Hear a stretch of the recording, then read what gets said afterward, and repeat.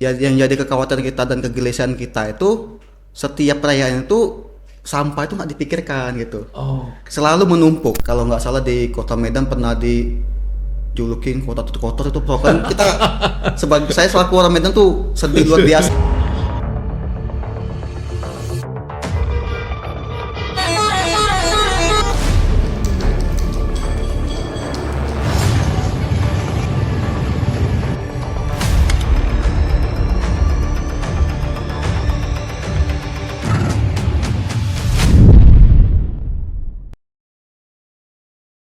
Assalamualaikum warahmatullahi wabarakatuh, Sobat Endorfin. Ketemu lagi dengan saya, Prof. Rida Dharma Jaya.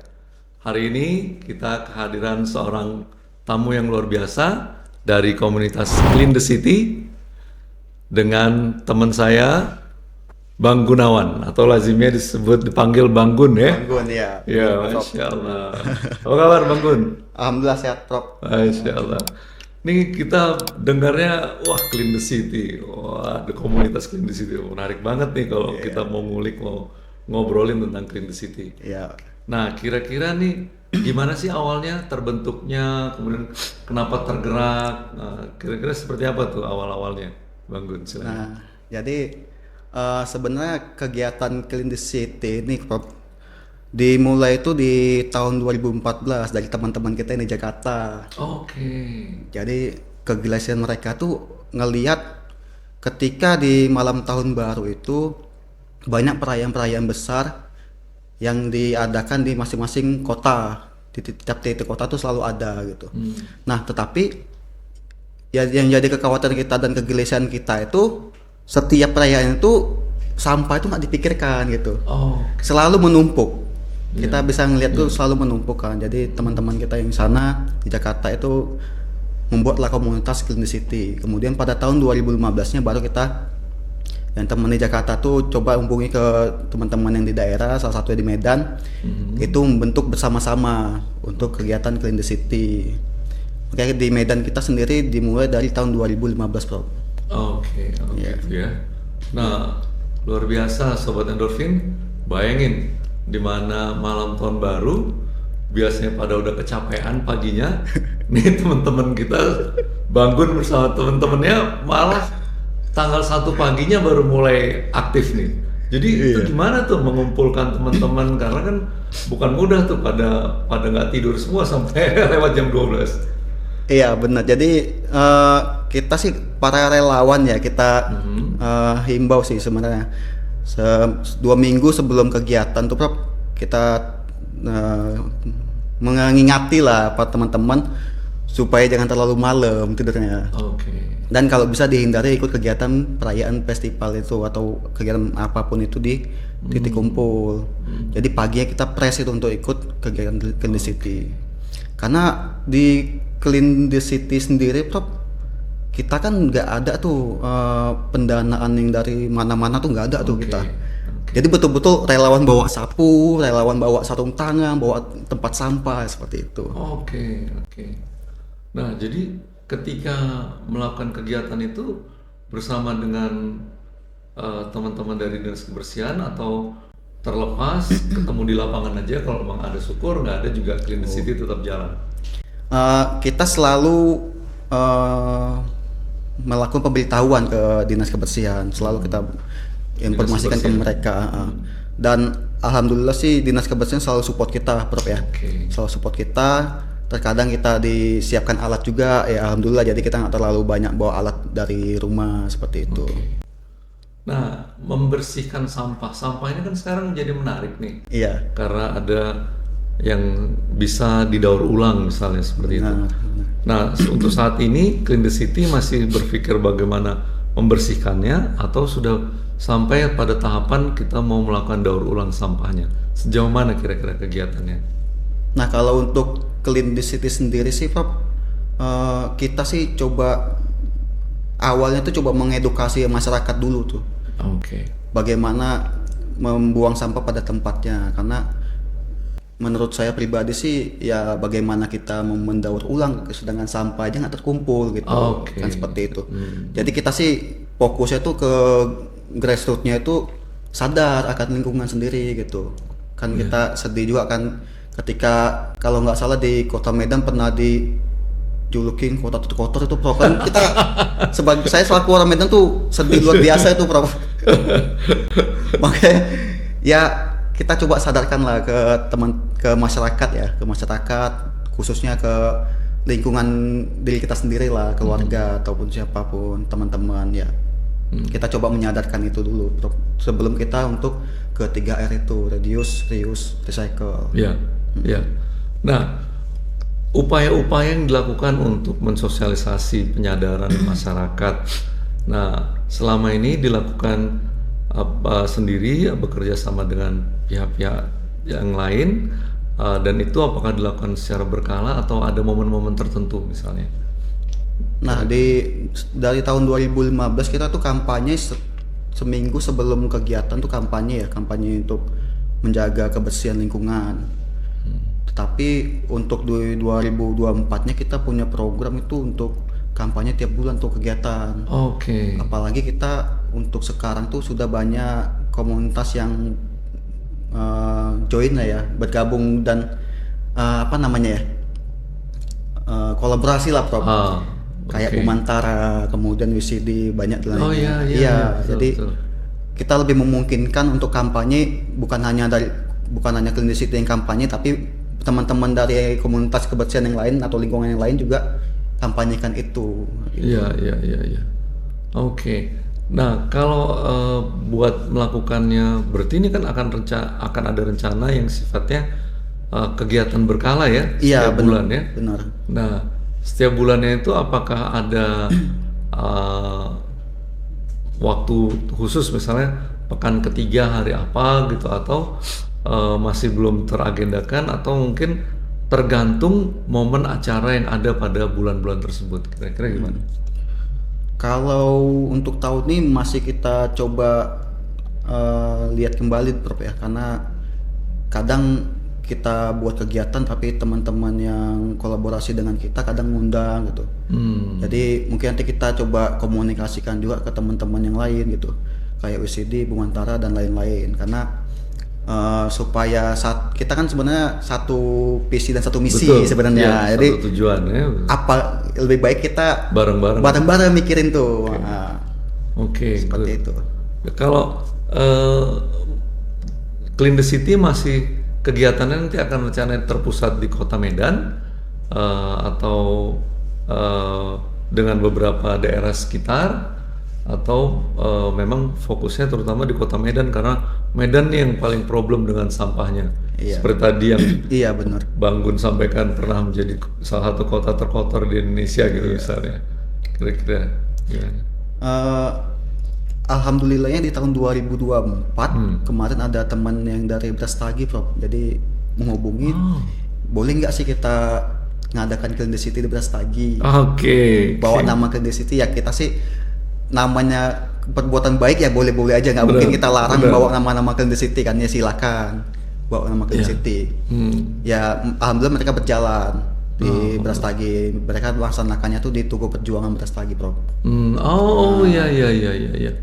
Nah, ini kan udah berjalan dari 2015 nih sampai hari ini, berarti kan udah sekitar 9 tahun, mungkin kepotong COVID ya waktu itu ya. Bener. Jadi setelah COVID baru jalan di 2024 Januari ini. Nah, dalam melakukan kegiatan-kegiatan seperti ini, kira-kira ada challenge-nya nggak, Bang Gun? Apa yang kira-kira sesuatu yang kayaknya menjadi tantangan yang kadang-kadang jadi buat kita bisa merasa agak turun dikit semangatnya, tapi kemudian juga ada yang membuat kita makin marah untuk bisa berbuat lebih baik lagi. Kira-kira ada nggak ininya dalam perjalanannya? Banyak sih sebenarnya Prof ya, karena dari kegiatan yang sudah berjalan 2015 kemudian terpotong COVID ya, COVID, kemudian bangkit lagi di 2024 tuh kayaknya ketika udah berjalan kepotong kemudian bangkit tuh agak susah bangkitnya tuh Prof. Nah, tantangan saya sih selama Clean the City itu paling susah sebenarnya untuk mengumpulkan relawan Prof. Iya. Karena alasan itu tadi, banyak teman-teman yang sulit untuk meluangkan waktunya. Tapi alhamdulillah sekitar di tahun 2019 kalau nggak salah itu kita tembus 120 relawan. Oke. Dan yang bikin semangat saya tuh ketika kita udah ini ya, mungkin udah bahasanya udah malas-malasan kali Prof ya, wah kok gini-gini aja gitu, kemudian malas lah bikin kegiatan lagi. Nah, ada teman-teman relawan tuh dengan sukarela tuh memberikan ini sapu udah saya sekian. Wih. Udah sekian. Jadi kita masih ada yang peduli gitu, masih ada yang peduli, masih ada yang ingin terus berjalan ke City itu. Makanya saya di situ bikin semangat lagi, Bro. Oke. Nah, sekarang ini setelah beberapa tahun vakum dan ini kan mulai berjalan lagi. Tadi kan memang ada penyulitnya, namanya udah sempat tidur dulu kan? Iya, sempat Untuk bangun lagi kan. Nah, kira-kira sejauh ini apakah ada gerakannya yang berhubungan, artinya mencoba untuk menjalin kerjasama dengan pihak-pihak pemerintah? Tadi kan Dinas Kebersihan kan memberitahukan misalnya, atau dengan rencana untuk mengadakan kegiatan yang lebih rutin secara berkala, apakah ada rencana untuk kegiatan bareng dengan dinas-dinas terkait? Kira-kira ada nggak kira-kira Mas Banggun ininya perjalanannya? Iya, kita sih selalu mungkin sejak tahun 2017 kali kita selalu mengundang pemerintahan, Prof.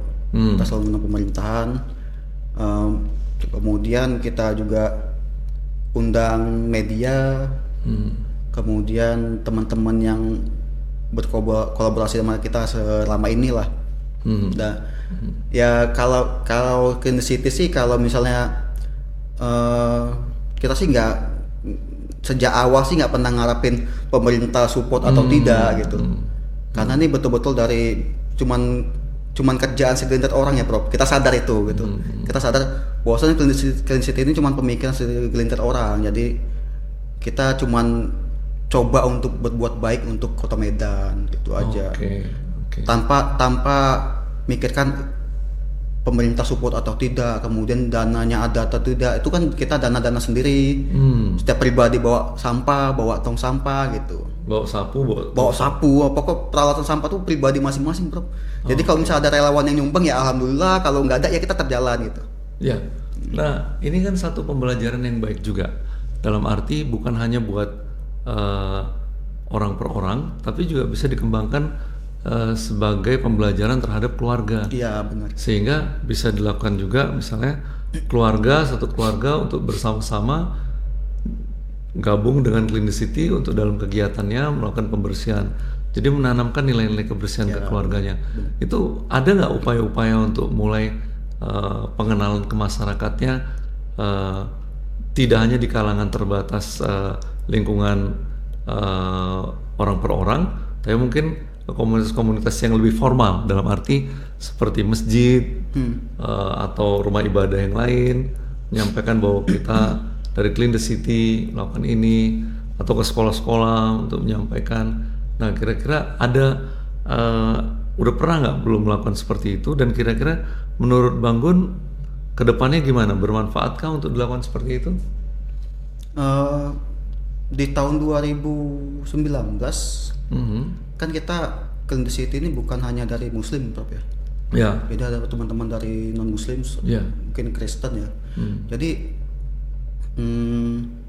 mereka ikut, kemudian setelah COVID itu kan rumah ibadah banyak nggak dipakai, udah pasti berdebu lah, kotor kan.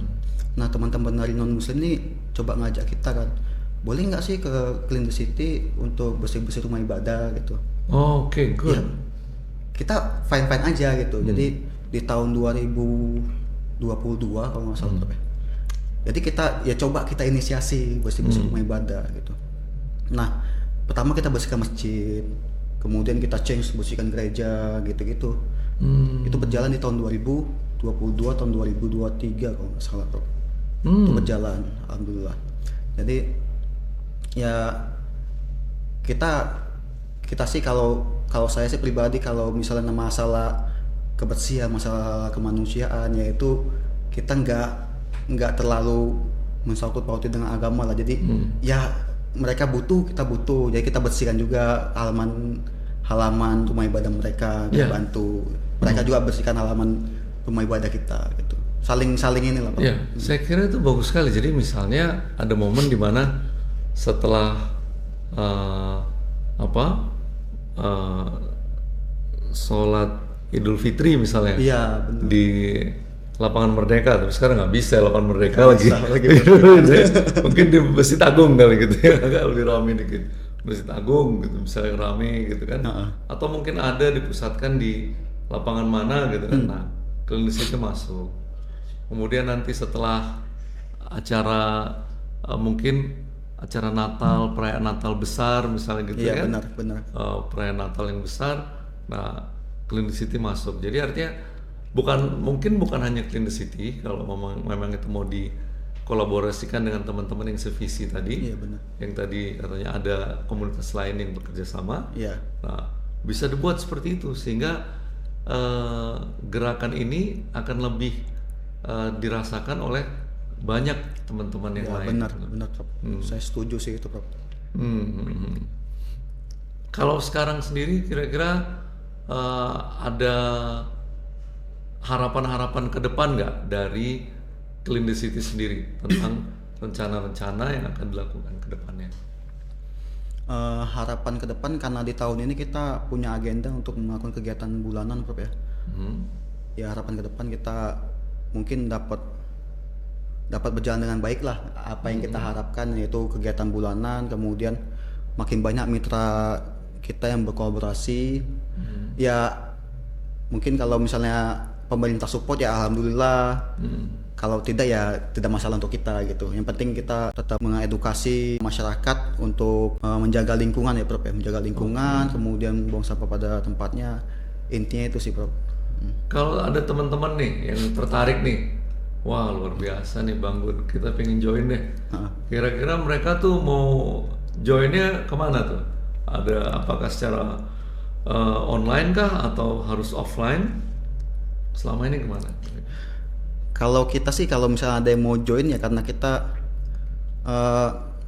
karena relawan ya, jadi ya silakan aja hubungi saya atau hubungi nomor teman saya Pak Fahim ya untuk konfirmasi lah tentang kehadiran di kegiatan Clean the City. Nanti kita bakal informasikan ke teman-teman karena di tahun 2024 kemarin juga banyak yang dari pribadi masing-masing yang ikut Prof. Jadi kita share di Instagram, banyak yang secara sendiri datang tanpa komunitas. Oh jadi Instagramnya Clean the City? Clean the City Medan. Clean the City Medan. Itu Instagramnya. Instagramnya. Jadi sobat endorfin sekalian, untuk bisa melihat lebih banyak tentang Clean the City Medan, dan untuk teman-teman yang pengen tertarik untuk join bekerja sama dengan kegiatan-kegiatannya, bisa nanti lihat di Instagram dari Clean the City Medan ya. Iya, Bro. @cleanthecity_medan gitu. @cleanthecity_medan. @cleanthecity_medan. Oke. Nah, kira-kira nih mungkin terakhir nih pesan-pesan untuk teman-teman keluarga-keluarga endorfin di rumah mungkin ya, sobat endorfin. Apa yang bisa disampaikan yang kira-kira nantinya menjadi harapan bagi Clean the City Medan? Silakan. Sahabat endorfin mungkin sebelum mengedukasi masyarakat, mungkin lebih baiknya mengedukasi keluarga dahulu untuk masalah kebersihan. Kemudian nyampah cukup di sosial media, jangan nyampah di kehidupan nyata. Oke. Benar Pak? Gitu ya, Masya Allah. Ya, baik. Sobat endorfin, jadi kita udah banyak mendengar dari Bang Gun tadi apa yang disampaikan tentang kiprah dari Clean the City selama ini, dan kedepannya harapan-harapannya akan seperti apa. Tentu kita berharap gerakan ini, gerakan yang sangat baik dan sungguh mulia, akan terus berkembang menjadi lebih baik dan lebih banyak yang tergerak untuk bersama-sama menjadi orang baik bersama-sama dengan Clean the City Medan. Terima kasih atas kehadirannya Bang Gun. Ya, terima kasih Pak. Masya Allah. Baik, Assalamualaikum warahmatullahi wabarakatuh. Hingar-bingar tahun baru menyisakan tumpukan sampah yang luar biasa, mencoba hadir untuk membersihkan. Clean the City turut berperan mengedukasi masyarakat. Reduce, reuse, and recycle. Itu rencana yang dilakukan. Walaupun belum maksimal, tetapi ikhtiar terus dikerjakan. Insya Allah, Clean the City akan menjadi gerakan pembaharu masyarakat peduli sampah di Kota Medan. Saya Prof. Ridha Dharma Jaya, sampai ketemu di Endorfin berikutnya.